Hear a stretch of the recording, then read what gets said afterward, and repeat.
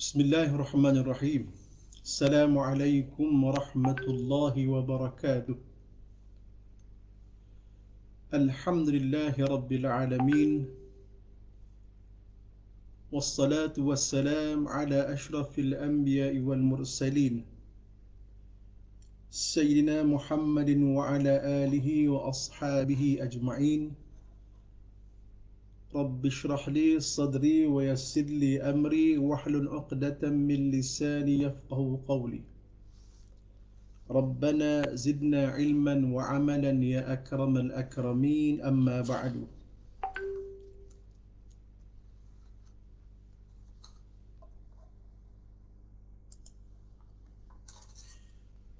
قال المصنف رحمه الله تعالى أي الإمام الغزالي رحمه الله في كتابه إحياء علوم الدين الأصل الخامس أنه يجوز على الله سبحانه أن يكلف الخلق ما لا يطيقونه خلافا للمعتزلة، ولو لم يجز ذلك لاستحال سؤال دفعه، وقد سألوا ذلك فقالوا أعوذ بالله من الشيطان الرجيم ربنا ولا تحملنا ما لا طاقة لنا به. ولأن الله تعالى أخبر نبيه صلى الله عليه وسلم بأن أبا جهل لا يصدقه، ثم أمره بأن يأمره بأن يصدقه في جميع أقواله، وكان من جملة أقواله ألا يصدقه، فكيف يصدقه في أنه لا يصدقه، وهل هذا إلا محال وجوده. Tuan-tuan, puan-puan dirahmati Allah Subhanahu wa taala sekalian, kita menyambung perbincangan kita pada malam ini berkenaan dengan kitab Ihya Ulumuddin, dan kita di halaman yang ke-131 membicarakan tentang sifat-sifat Allah Subhanahu wa taala, ataupun lebih tepat dengan rukun-rukun syahadah, di mana Al-Imam Al-Ghazali rahmatullahi alaih telah membawa dan menjelaskan kepada kita bahawa di dalam rukun syahadah itu ada 4 rukun yang perlu kita fahami dan perlu kita yakini. Antaranya rukun yang ketiga yang sedang kita bincangkan ini ialah Ar-Ruknu Thalith Al-Ilmu Bi-Af'alillahi Ta'ala wa madaruhu ala asharati usul.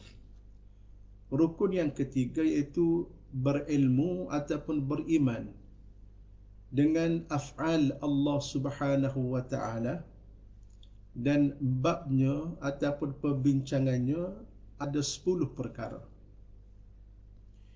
Dan kita telah membincangkan perkara ataupun asas-asas pokok ini pada sesi-sesi yang lepas. Dan pada malam ini kita akan membicarakan tentang al-asl khamis, asal ataupun pokok perbincangan yang kelima, iaitulah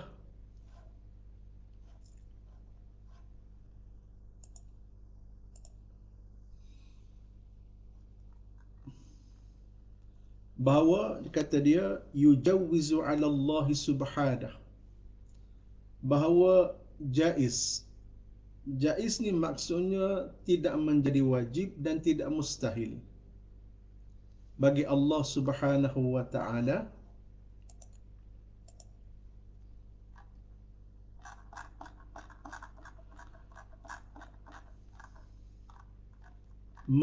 taklif, ya ayyukallifal khalqa, yakni mentaklifkan ataupun memberi tanggungjawab, mempertanggungjawabkan ibad al-khalqi, ke atas makhluk-makhluknya,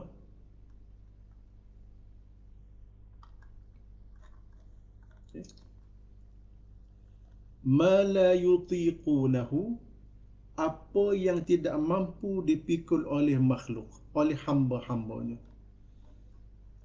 Allah Subhanahu wa taala, harus bagi Allah taala untuk mentaklifkan, untuk mempertanggungjawabkan kepada hamba-hambanya, kepada makhluknya, kepada kita semua, sesuatu yang tak mampu untuk kita pikul, ataupun sesuatu di luar kemampuan kita mengikut akal.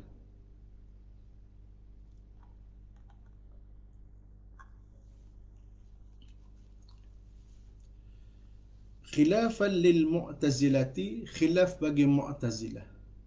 Maknanya di sini suatu kefahaman bahawasanya dari sudut logik akal, Allah Ta'ala berkuasa untuk mentaklifkan kepada makhluk sesuatu yang makhluk tidak mampu memikulnya, ataupun sesuatu yang di luar kemampuan makhluk. Kefahaman ini, keyakinan ini berbeza dengan Mu'tazilah, di mana Mu'tazilah mereka berpandangan bahawasanya wajib bagi Allah Ta'ala mentaklifkan hamba-hambanya, makhluknya, sesuai dengan kemampuan makhluk. Itu Mu'tazilah. Adapun Ahli Sunnah wal Jamaah, mereka menyatakan bahawasanya Allah Subhanahu wa taala Maha berkuasa, dan Dia maha untuk mentaklifkan makhluknya sesuatu yang makhluk tidak mampu memikulnya. Lalu Imam Al-Ghazali di samping menyatakan pandangan ini, menyatakan pernyataan ini, Imam Ghazali telah membawa contoh dan membawa dalil. Kata dia,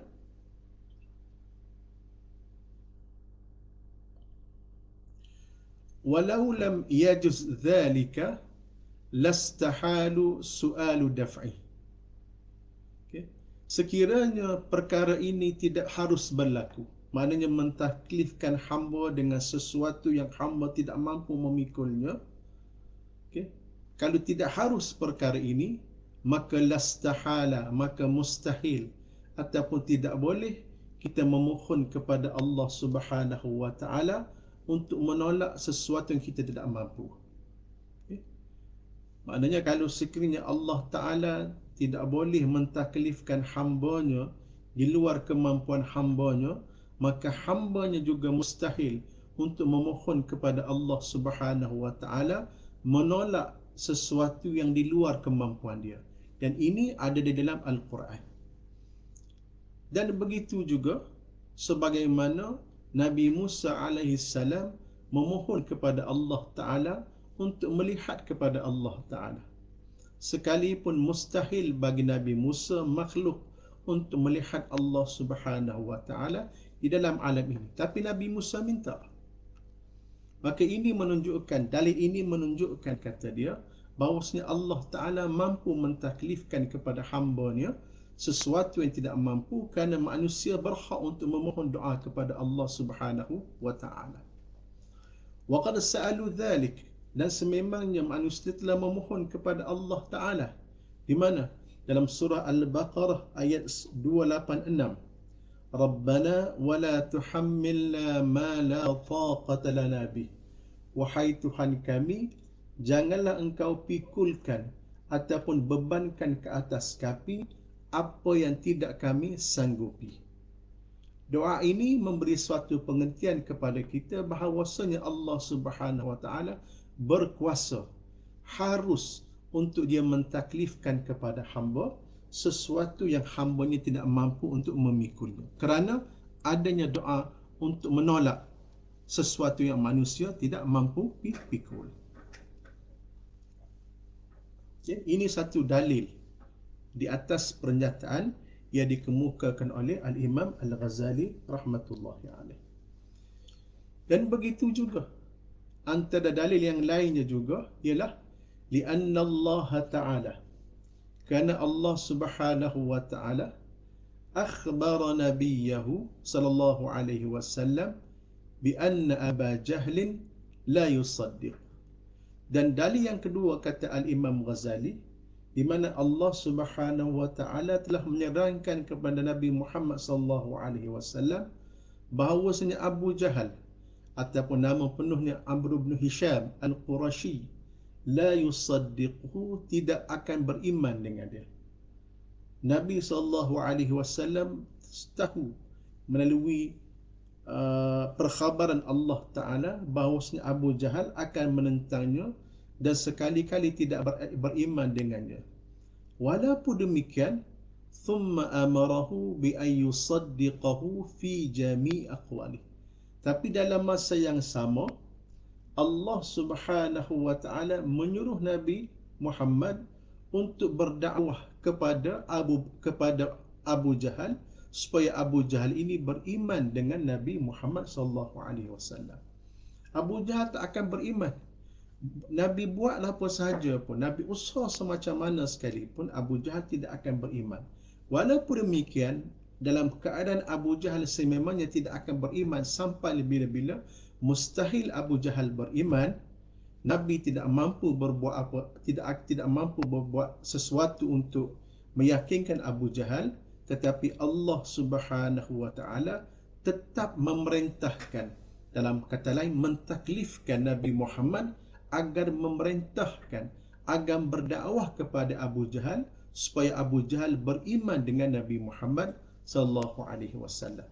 Ini contoh kedua betapa Allah Ta'ala mampu dan berkuasa untuk mentaklifkan hamba di luar kemampuannya.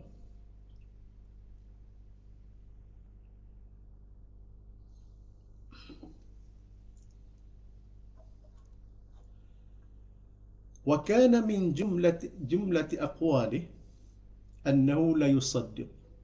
Dan sememangnya terbukti Abu Jahal tidak akan sekali-kali beriman dengan Nabi Muhammad sallallahu alaihi wasallam.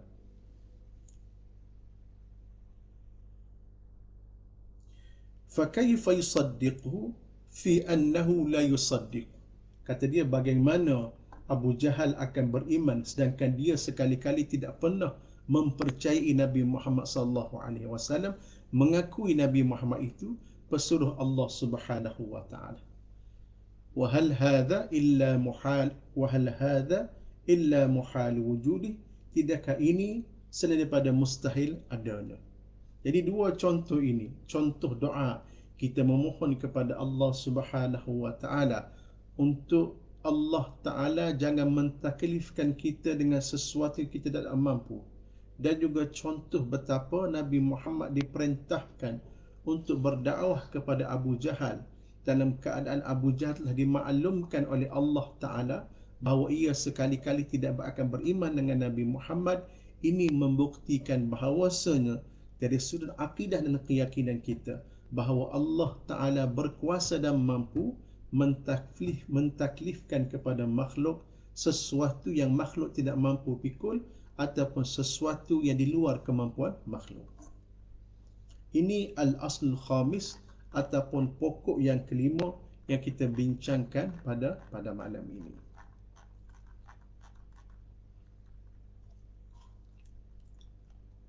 Baik. Al-aslu as-sadis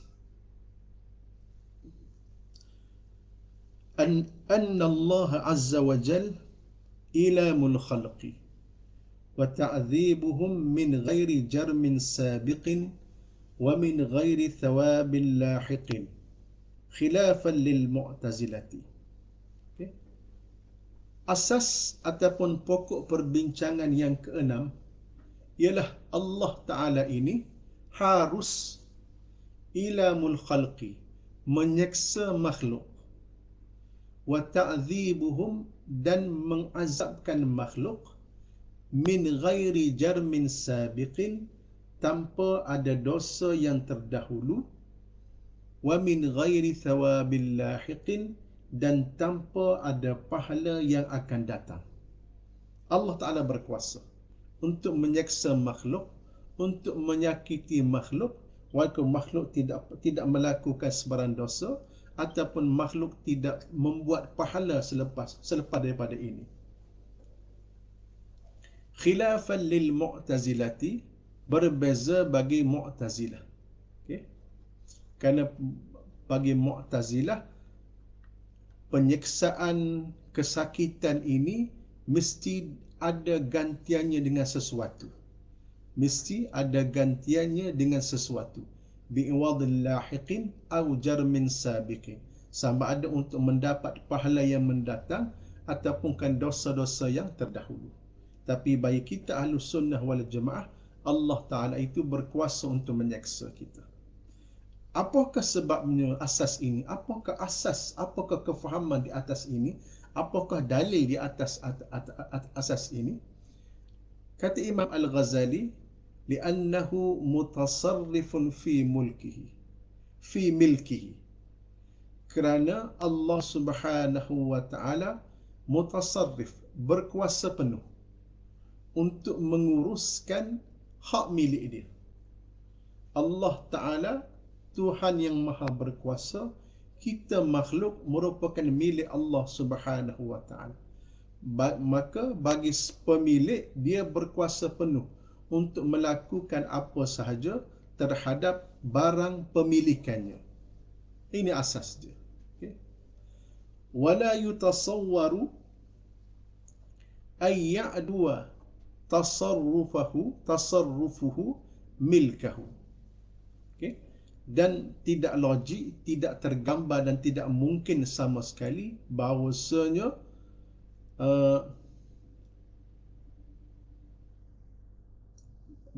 Allah Subhanahu wa Ta'ala akan melampau tindakannya terhadap barang pemilikannya. Mana Allah Ta'ala ini berkuasa penuh. Okay. Baik. Jikalau di sana, kata Al-Imam Al-Ghazali, jikalau di sana seseolah Allah Ta'ala berkuasa penuh terhadap pemilikannya, yakni kita sebagai hamba, termasuklah menyeksa kita, tidakkah itu merupakan satu bentuk kezaliman? Kan? Suatu benda ketidakadilan yang berlaku oleh Allah Subhanahu wa Ta'ala terhadap kita. Maka di sini Al-Imam Ihya Ulumuddin membawa kepada kita tentang konsep masalah kezaliman. Lalu kata Ihya Ulumuddin, "Waz-zulmu huwa ibaratun 'anit tasarrufi fi milkil ghairi bi ghairi idnihi wa huwa muhalun 'ala Allah Subhanahu wa Ta'ala." Kezaliman ini mengikut Ihya Ulumuddin ialah, maksud kezaliman yang sebenar ialah merupakan suatu ibarat daripada mengurus ataupun mencampuri pemilikan orang lain. Bukan hak dia, dia pergi campur tangan, dia pergi cuba buat sesuatu milik orang lain. Maka inilah merupakan suatu kezaliman. Kezaliman tidak berlaku dalam urusan hak milik kita. Kezaliman berlaku apabila kita cuba mengacau hak milik orang lain.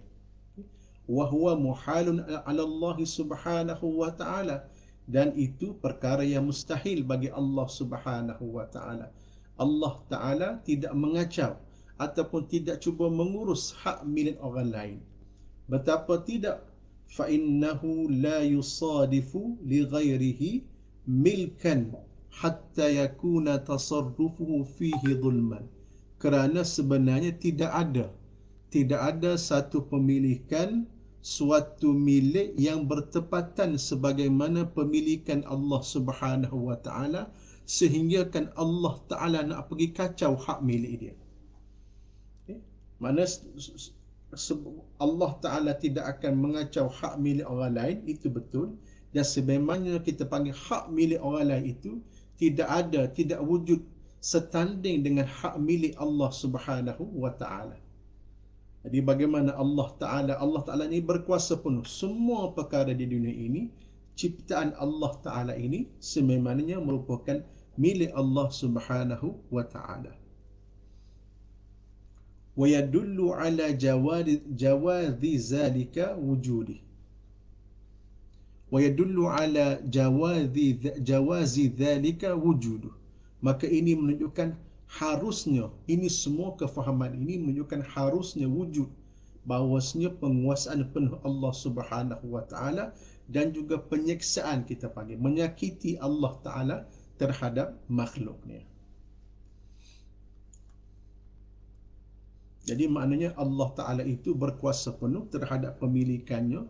Kita semua milik Allah Ta'ala. Allah Ta'ala berkuasa untuk melakukan apa saja kepada kita, terhadap kita semua, terhadap makhluknya, termasuklah untuk menyeksa ataupun mengazab kita tanpa ada sebab. Di samping itu juga, bagi mengukuhkan keyakinan ini, Ihya Ulumuddin membawa contoh yang lebih nyata ataupun lebih praktikal. Kata dia, fa inna dhibhal bahaimi ilamun laha wa ma subba 'alayha min anwa'il adab min jihatil adamiyyin lam yataqaddamha jarimatu. Kata dia, kalaulah kita menganggap bahawasanya kita menyeksa hak milik kita ini suatu benda yang melampau, yang zalim, maka bagaimanakah yang kita duk sembelih hari-hari binatang ternakan? Kita sembelih ayam, kita sembelih lembu, kita sembelih kambing untuk kita makan. Okay? Untuk kepuasan hawa nafsu kita, untuk mengenyangkan, memenuhi keperluan kita, kita sembelih binatang. Tidakkah itu juga satu bentuk penyeksaan? Imam Ghazali menimbulkan pertanyaan. Tidakkah itu juga dianggap sebagai suatu penyeksaan? Okay? Dan pelbagai lagi penyeksaan lain yang ditimpakan oleh anak Adam terhadap binatang ternakan. Menyembelih, melapah, okay? Mengerak daging dan sebagainya, memotong daging dan sebagainya.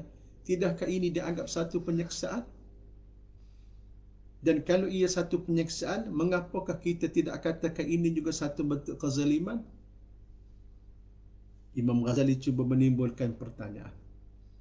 Secara logik akal dan perasaan fitrah manusia, kita tidak pernah menganggap kita menyembelih binatang ternakan sebagai satu bentuk kezaliman. Kerana apa? Kerana binatang ternakan itu merupakan hak milik kita. Okay? Dan kita melaksanakannya kerana memenuhi perintah Allah Subhanahu wa Ta'ala. Maka kerana menyembelih binatang tidak dianggap sebagai suatu bentuk penyeksaan, kerana ia milik kita, maka bagaimana dengan Allah Subhanahu wa Ta'ala yang berkuasa penuh terhadap kita? Allah Ta'ala juga harus bagi Allah Ta'ala untuk menyeksa kita. Sekalipun binatang tersebut tidak pernah melakukan sebarang dosa kepada kita, tidak pernah melakukan sebarang kesalahan kepada kita, ataupun kita menyembelih binatang ini bukan sebab kita nak beri pahala kepada binatang, tidak sama sekali. Walaupun begitu, kita juga tetap menyembelih binatang dan kita tidak menganggapnya sebagai suatu bentuk kezaliman. Ini cara bagaimana Imam Ghazali, Al-Imam Al-Ghazali rahmatullahi alaih, dan kita Ihya Ulumuddin mengemukakan kefahaman-kefahaman dengan dalil, dengan keterangan yang nyata lagi jelas. فَإِنْ قِيلَ إِنَّ اللَّهَ تَعَالَى يَحْشُرُهَا وَيُجَازِيهَا عَلَى قَدْرِ مَا قَاسَتْهُ مِنَ الْآلَامِ وَيَجِبُ ذَلِكَ عَلَى اللَّهِ سُبْحَانَهُ وَتَعَالَى. Kalau ada yang mengatakan, kata dia cuba buat persoalan, bahawasanya binatang-binatang ini walaupun disembelih, tapi Allah Ta'ala akan mengumpulkan binatang-binatang ini di padang mahsyar, dan Allah Ta'ala akan memberi ganjaran yang sesuai dengan penderitaan yang dialami oleh binatang, dan perkara itu wajib bagi Allah Subhanahu wa Ta'ala. Wajib bagi Allah Subhanahu wa Ta'ala. Kalau kita kata ada dakwah demikian, adakah dakwah itu benar? Maka Al-Imam Al-Ghazali menjawab, فَقَوْلُ مَنْ زَعَمَ أَنَّهُ يَجِبُ عَلَى اللَّهِ إِحْيَاءُ كُلِّ نَمْلَةٍ وُطِئَتْ وَكُلِّ بَقَّةٍ عُرِكَتْ حَتَّى يُثِيبُهَا عَلَى آلَامِهَا فَقَدْ خَرَجَ عَنِ الشَّرْعِ وَالْعَقْلِ. Imam Ghazali berkata, barang siapa mendakwa bahawasanya wajib bagi Allah Ta'ala menghidupkan setiap semut yang dipijak, wa kulli baqqatin urikat, ataupun setiap serangga yang dibunuh, hatta yuthibuha ala alamiha, sehingga diberikan pahala atas segala penderitaannya. Kalau ini keyakinan, maka keyakinan ini faqad kharaja 'anil syar'i wal aqli, maka kefahaman ini, keyakinan ini terkeluar daripada syariat dan juga akal. Kalau kita mengatakan binatang tak apalah, dia disembelih, dia dibunuh, tapi di akhirat kelak Allah Ta'ala akan himpunkan mereka dan Allah Ta'ala akan bagikan pahala. Pernyataan ini merupakan pernyataan yang menyeleweng dan silap. إذ يقال وصف الثواب والحشر بكونه واجبا عليه. Kerana kita mendakwa bahawasanya pemberian pahala dan perhimpunan di pada mahsyar merupakan suatu kewajipan bagi Allah Subhanahu wa taala. Ini tidak boleh. Kalau kita akan mengatakan wajib Allah Taala membalas, memberi pahala kepada setiap binatang yang dibunuh dan Allah Taala nak menghimpunkannya di akhirat kelak, ini suatu pernyataan yang silap dan tidak tepat dengan kehendak agama. In kana al-muradu bihi ay annahu yatadarrar bitarki fahuwa muhalun. Sekira-kira jikalau kita mengatakan Allah Ta'ala kalau dia tak beri pahala kepada binatang-binatang ini, dia akan menjadi mudarat. Okay? Dia akan membawa kepada melarat, maka ini suatu perkara yang mustahil. Okay? Wa in urida bihi ghairu faqad sabaqa annahu ghairu mafhum id kharaja 'anil ma'anil madhkurati lil wajibi. Dan jika dimaksudkan dengan yang lain, maka telah diterangkan dahulu bahawa itu tidak dapat difahami apabila telah keluar daripada pengertian-pengertian yang tersebut bagi wajib. Maka di sini kita memahami bahawa Allah Ta'ala berhak memberi pahala, tapi kita mengatakan wajib bagi Allah Ta'ala memberi pahala. Wajib bagi Allah Ta'ala untuk menghimpunkan binatang-binatang yang terbunuh, serangga-serangga yang terbunuh. Maka ini suatu perkara yang mustahil, suatu kefahaman yang menyeleweng, yang terkeluar daripada maksud beragama, daripada maksud agama Islam itu sendiri. Maka difahami daripada sini bahawasanya apapun Allah Ta'ala itu berkuasa penuh di atas pemilikannya, yakni kita semua, termasuklah menyeksa kita semua.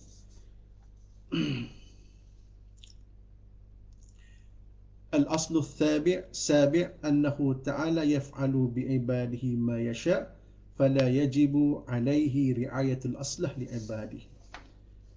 Tuan-tuan dan puan-puan sekalian, dua pokok perbincangan yang kita bincangkan pada malam ini, iaitu pokok perbincangan yang kelima bahawa Allah Ta'ala ini berkuasa untuk mentaklifkan kepada makhluk perkara-perkara yang makhluk tidak mampu memikulnya ataupun di luar kemampuan, kerana Allah Ta'ala itu berkuasa penuh. Yang kedua, yang keenam juga kita memahami bahawa Allah Ta'ala di atas kuasa penuhnya di atas makhluknya, maka Allah Ta'ala harus bagi Allah Ta'ala untuk menyeksa makhluk-makhluknya walaupun tanpa sebarang sebab, tanpa dosa yang terdahulu ataupun tanpa sebarang pahala yang akan datang. Jadi berdasarkan dua asas pokok perbincangan ini, cukuplah dulu untuk pada malam ni. InsyaAllah kita akan bincangkan lagi kitab Ihya Ulumuddin dalam bab akidah ini dalam siri-siri yang akan datang. Aqulu qawli hadha, astaghfirullahal azim li wa lakum. Wassalamu alaikum warahmatullahi ta'ala wabarakatuh.